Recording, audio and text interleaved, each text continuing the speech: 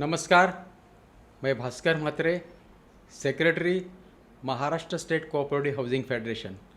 हमने अभी एक नई सीरीज चालू की है कॉन्स्टिट्यूशन ऑफ इंडिया।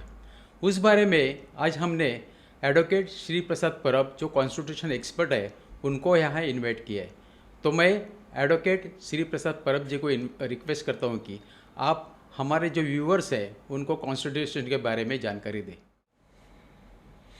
धन्यवाद मात्रे सर। आज हम article 3 of the Indian constitution को डिस्कस करने का प्रयास करेंगे। Article 3 of the constitution opens with parliament may by law form a new state.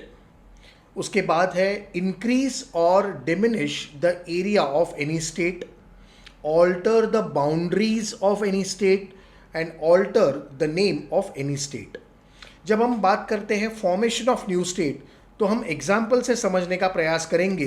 जैसे कि तेलंगाना को आंध्र प्रदेश से कार्व्ड आउट किया गया, छत्तीसगढ़ को मध्य प्रदेश से कार्व्ड आउट किया गया, उसी तरह उत्तराखंड को उत्तर प्रदेश से एंड फिर उसके बाद झारखंड को बिहार से। इस तरह से नए स्टेट्स के फॉर्मेशन में पार्लियामेंट को अधिकार जो है वो प्रदान किया गया है bye article 3 of the Indian constitution.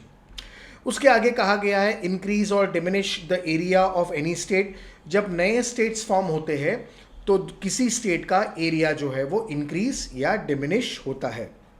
उसी तरह से alter the boundaries of any state. जब बॉम्बे रीऑर्गेनाइजेशन एक्ट से बॉम्बे को स्प्लिट किया गया महाराष्ट्र एंड गुजरात, उस तरह से आर्टिकल 3 में कहा गया है alter the boundaries of any state. And उसी तरह से alter the name of any state. हम जानते हैं कि मैसूर को कर्नाटका या उड़ीसा को उड़ीसा का नेम जो है वो हमने ऑल्टर किया गया है as per article 3 of the Indian constitution. इसी तरह से अगर हम प्रोसेस की बात करें तो article 3 of the Indian constitution में कहा गया है पार्लियामेंट मे बाय लॉ, यानी a bill is introduce for any formation or alterations in the parliament. Either house parliament में बिल को इंट्रोड्यूस किया जाता है। प्रेसिडेंट रेफर करते हैं स्टेट लेजिस्लेचर्स को, लेकिन स्टेट लेजिस्लेचर के जो ओपिनियन है that is not binding on the parliament. So therefore any formation or alterations of state is done by solely parliament as per article 3 of the Indian constitution and it is done by simple majority। हम आगे चल के constitution amendments कैसे करते हैं, वहाँ पे majority की रिक्वायरमेंट क्या है, व्हाट इज़ आर्टिकल 368, ये सारा हम जानकारी लेने का आगे प्रयास करेंगे। See article 3 of the Indian constitution को अगर समअप करेंगे तो article 3 has played a pivotal role in shaping the political geography of India.